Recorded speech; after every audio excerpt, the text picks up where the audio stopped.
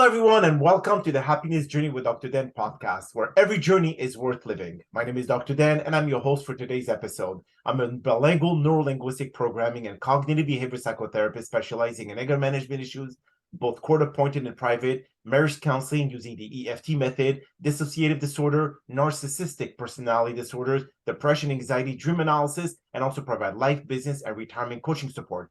I provide individual one-on-one sessions in both French and English, and also do group settings. If you need any assistance, reach out to DMV Therapy and Coaching Services at 301-325-1550, and our website can be found at lifecoachdanamzalike.com. Today, I'm very excited to have for our sixth episode of season 16, a very special guest and Creativity-Awareness Educator, helping people overcoming the obsession about materialism and comparison, Mr. Michaell Magrutsche. And just like every of my past episode, I will leave it up to the guests to properly introduce themselves, as no one can do a better job. Michaell, the floor is yours. Thank you, Dan. Thank you for having me here. My name is Michaell Magrutsche. I was born in Vienna. I was a sick child, and then when I hit the school, I found out I was extreme neurodiverse. I couldn't fit in. I couldn't learn. I had to repeat. You know how it is in Europe. You have to stay. You don't get pulled with you, so you have to repeat grades. And I repeated, I think, 2 or 3 grades, and then I couldn't repeat anymore. And so I had to go fend for myself, saying, do whatever you want to do. And I landed in creativity, which realized that I was feeling good there. I was feeling accepted there. When you create a piece of theater or anything, it doesn't matter what gender you are, what race you are. And that's why I always am a strong advocate for both neurodiversity and art. And the most people that are neurodiverse are in the art. Mm-hmm. So because that's basically, I say art is the blueprint what's humanly possible, because there is no preconceived notions of judgment, because art just wants to be created. And it just I could never fit into any system. I wrote 6 books. And I have to have them read to me from the computer, because I have a hard time reading. Okay. So what I found is, I hit the wall like everybody else till I was 50. I just kept hitting the wall. You do it. And I had system success. I was working with Robert Evans, who did co-produced with him The Godfather. He did The Godfather, the Chinatown, and whatever. I was also a Newport Beach Arts Commissioner. I was in front of magazines with my art, and so on. But it was not fulfilling. And that's our key word, Dan, doctor. So that's fulfillment. And I found out with around 50, and literally nothing has changed. I didn't have a relationship. I didn't get a better relationship or a relationship. I didn't get more money. I didn't get a better job. I didn't get anything changed. Nothing changed. And that's why I always propagate that awareness is key. Because once you're aware, you can't go back. And your stuff. So once you're aware you're a man, you're a man. There's nothing to do. You can change, but you know what you are. And so I realized, because in my last book, to separate, I couldn't believe 97% or 99% of artists are worldwide on the poverty line. They exist on the poverty line. And I couldn't understand. I said, I got to dig into that. And I wrote my last book, Smart of Art, where I separated the art creation process, the process of it, that journey, if you say that in another language, to the product. Okay. And I found out that the product is like every other product in the world. It's like I create a bicycle, or I create whatever widget, and people like it, everybody will buy it. If people don't like it, you do another thing. But as an artist, you're putting heart and soul in it. And so it's very hard for artists. Businessman says, okay, I try bicycles, don't work, I sell suits. but as an artist, you put heart and soul in it, because you try to get a communication with your non-physical. So you're non-physical. Oh, it's like when you want to do a podcast. Oh, I want to do a podcast. So how am I going to do it? And so you have a conversation with your unseen self, or higher self, some people say, and the product is the statue. The product is the painting. But once it is the painting, the podcast or the statue, then you're dependent on other people to judge it and deem you as, being a podcaster, being an artist, being whatever, a mechanic or whatever. So I realized in that, following that book, that I have to separate everything. I have to separate, am I living so where are we? Are we nature or are we systems? And I found out, with checking, everybody knows that, but I really got clear on it. We are part of nature. And so my thesis is we're a creator, a collective collaborative creator animal from nature. That's why we have New York wasn't built by one man. Singapore wasn't built by one man. Google wasn't built by one man. So we're collaborative in creators. That's our strengths. That's why there is so much of what we do, what we build. And there is system. And the system is man-made systems, habitats where we hang out, where we go, and where we have cultures. So when I go from my religious group, that's one culture. Then I go to my work, that's another culture. Then I go to the government and do my driver's license, that's another culture.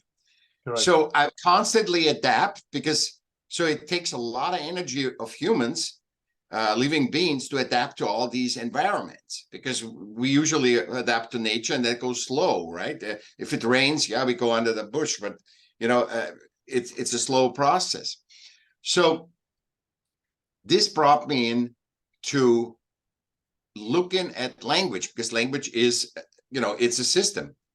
And I thought, okay, in man-made systems, it's all about making goals, achieving those goals, surpassing those goals. And what is the reward? And this is what got me to fulfillment. I said, you get a little inch of fulfillment. And then I looked at the lies that we tell us. There's nobody to blame.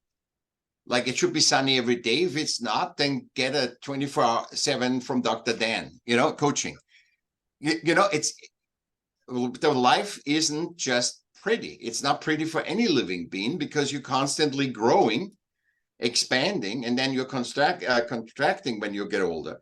But you basically see that in nature. It's not always fun, but still it's way more easier than it is in a system, because the system is based on a lack. Mm-hmm. Everything is a lack. So more money, more success. Oh, you got your doctor title. Oh, great. But now you got to do more. So you think, oh, if I'm a doctor, then I can just exist and help people and whatever. No, you have to do more. It's never enough. And I think that is this lack, this underlying unconscious lack, that we have to have more money, bigger, more contacts, more clients, is actually conditioning us that we are not worthy. Because just look at the AI, it's praised as our savior, but AI is the same as a computer. A computer was, whenever the computer came out, and the cell phone, which is a computer, they say it's gonna be, what are you gonna do with your time then? What are you gonna do with all the money you're gonna make? And we have less money, we have less time, and we have, 60% of Americans live for paycheck of paycheck. 74% have jobs that they don't like. So more than that, like, a lot of work for you and me, but I don't want that kind of work, to help people and bail them out and then they go back in right away back in. That's why I say awareness. That's why I'm an awareness educator, because once you know it, you know your own solution for your own life. You're one, and this is very important. You're one of 1 billion. You're not one one like 1 billion. And the system, any man-made system says, okay, if you don't work good, then just, I'm going to exchange you for somebody else. Yes, correct. And that stresses, but in nature doesn't create a living being that isn't worthy. Nature is perfect. It's proven by science that nature doesn't make mistakes. So nobody that is existing in this world makes mistakes. Yes, I see what you mean. You know, and there's no mistakes in nature. You just adapt and balance. You know, something falls down, you pick it up. It's not like, oh my God, this fell down. Oh my God, what am I going to do? What my boss thinking? What the team thinks? Yes. You just pick it up and do it. And nobody's upset. And so to realize how do you get to fulfillment? Because that's the key word where we want to go. Is number one, realize you are a part of nature, but you also create an animal that created a habitat where you can be in a high-rise building with 200 people, you know? So we have both, but we have to give priority to our humanness, human-centric. So I call that to be human-centric. Never forget that you are human-centric, and that should be the priority in every decision. You shouldn't feel guilty if you have to care for your kid as a mother and can't go to work.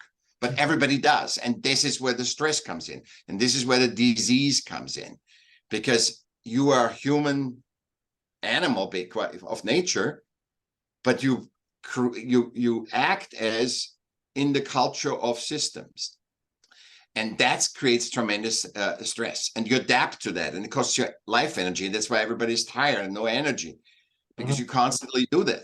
So how do you get to fulfillment?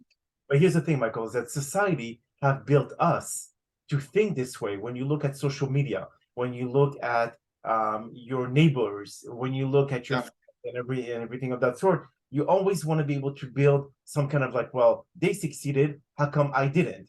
Or they have a better life, they have more cars, they have a bigger home, they have this, they have that, and I don't. So if society have built this kind of like environment, how do we detach ourselves from it?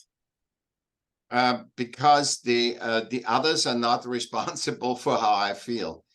Because you know there are superstars that kill themselves, and they are loved and cared, and they have everything. This is just a blinder that we have on, that we put ourselves. Look at what we do with social media.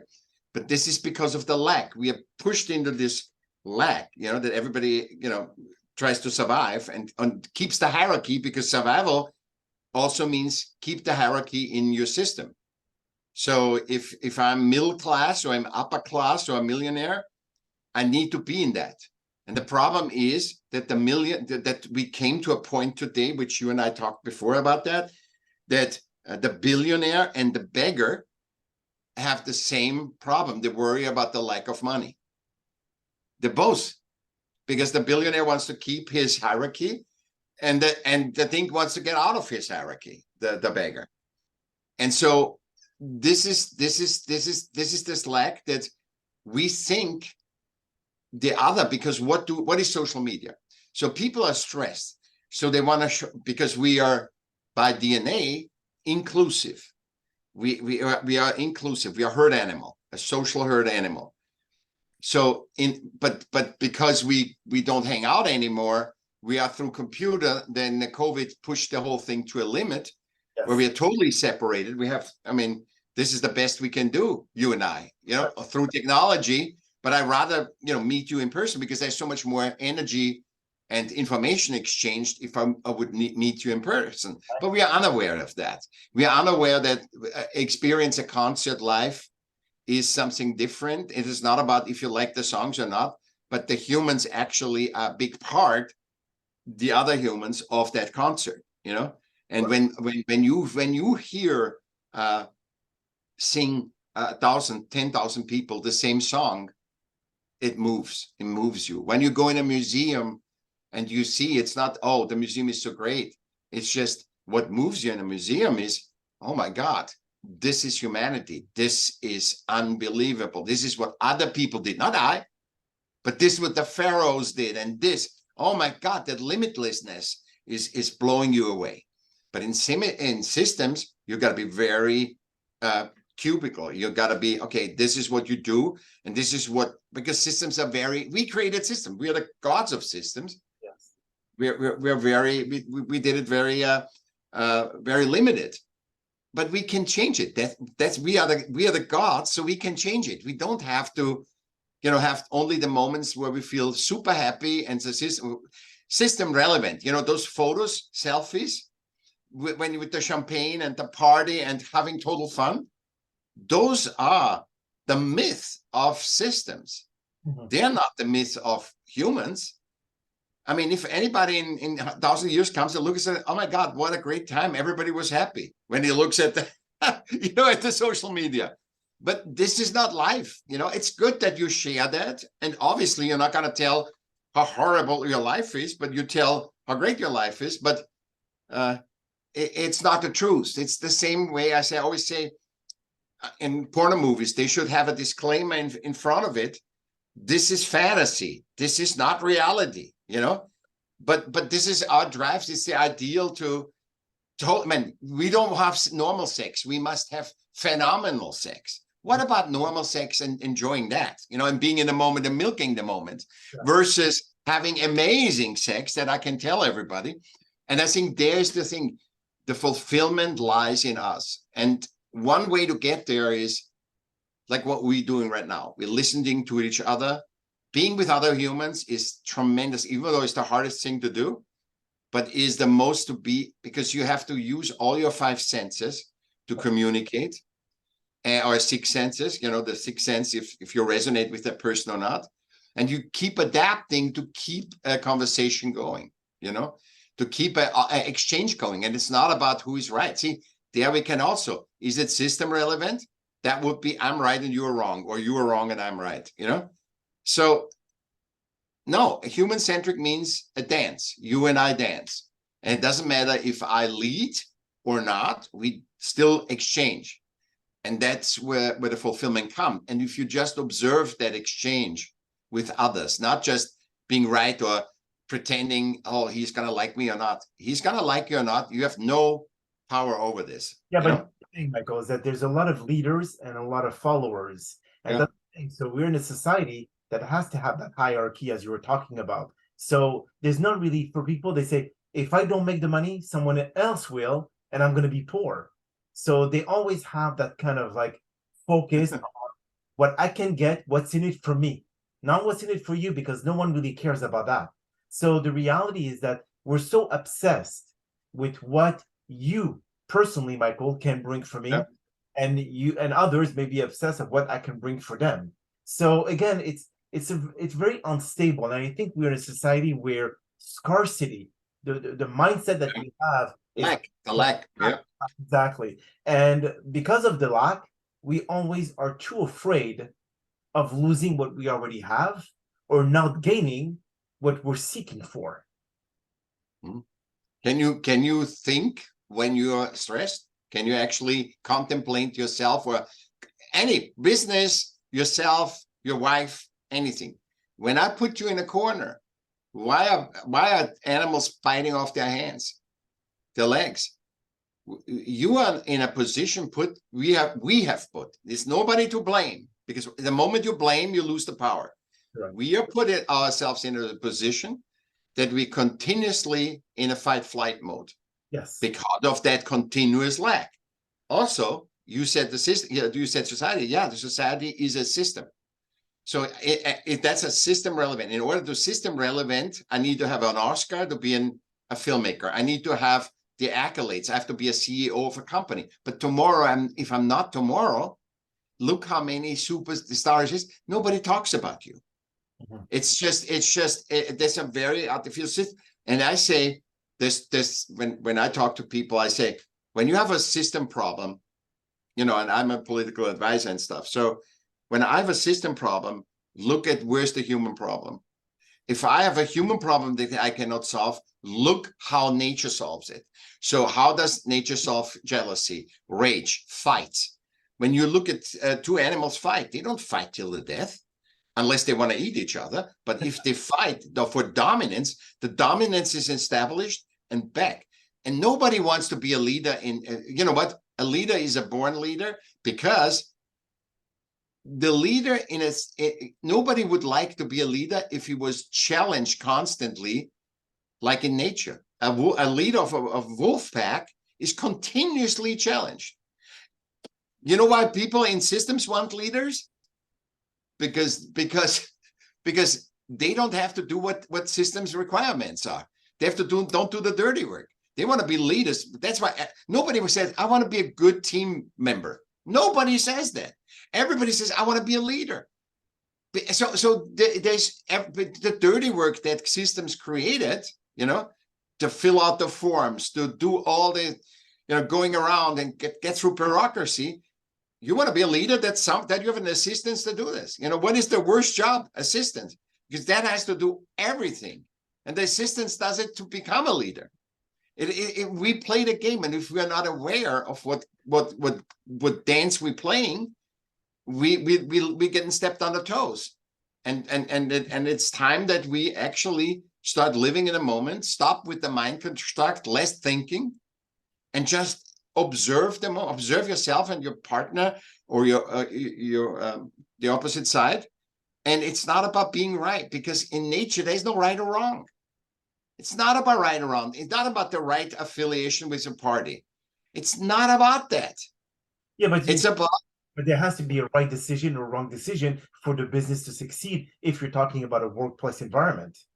I mean, you cannot. There's a right. Obviously, there's a right decision, but that is dependent on your vision. Because what should be a business? What should anything that you do, religion, whatever system you apply, what should that be? An extension of who you are. We are doing podcast because that is an extension that aligns with our intent. That you are a good coach, that I'm a good advisor.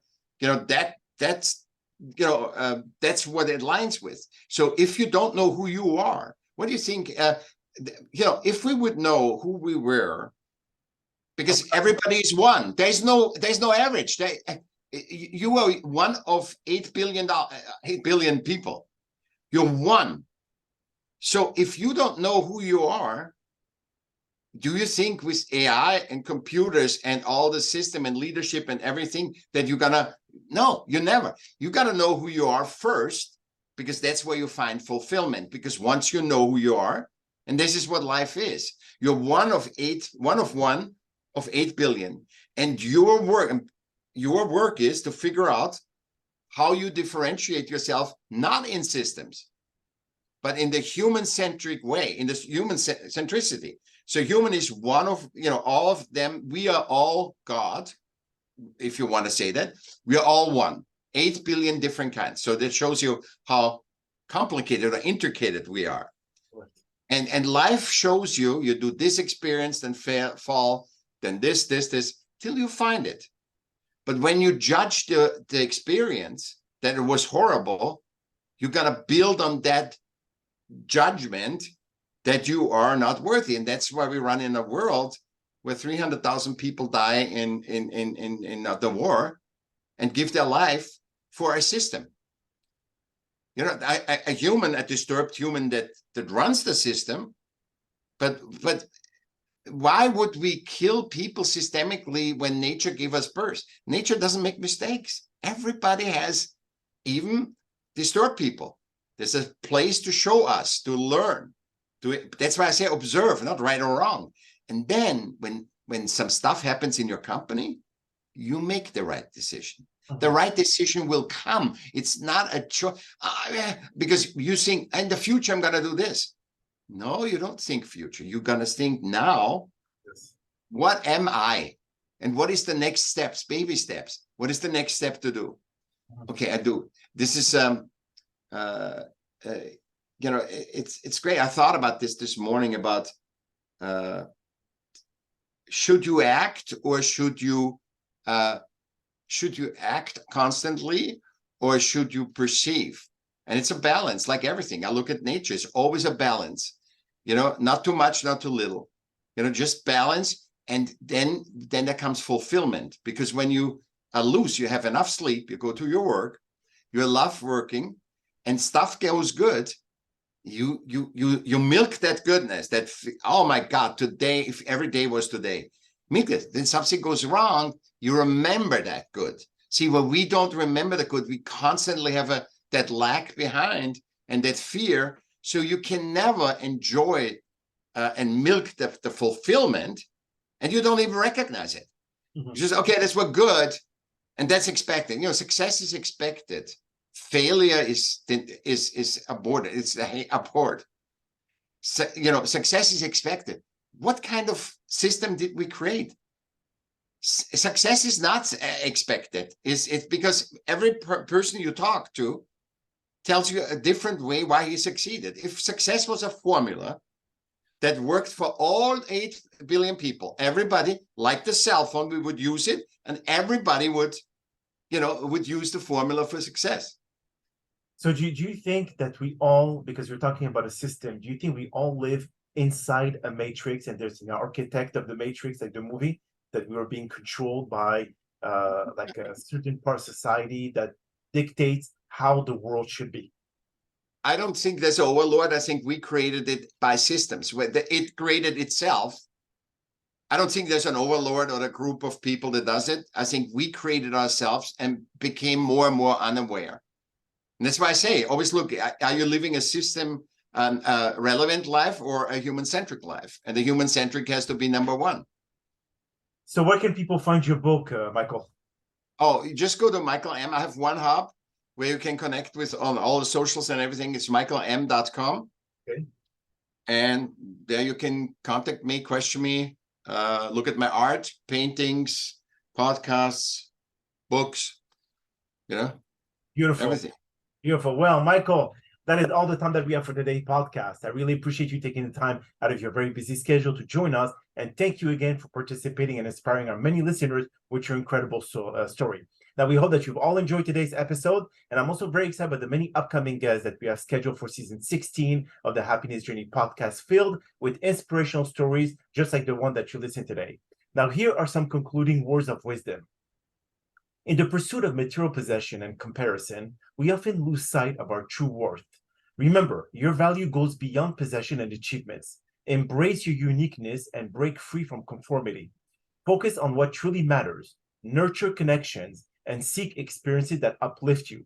True happiness comes from within, so embrace gratitude and celebrate abundance. Your journey is unique, filled with dreams and purpose. Rejoice in others' success and discover your own treasures.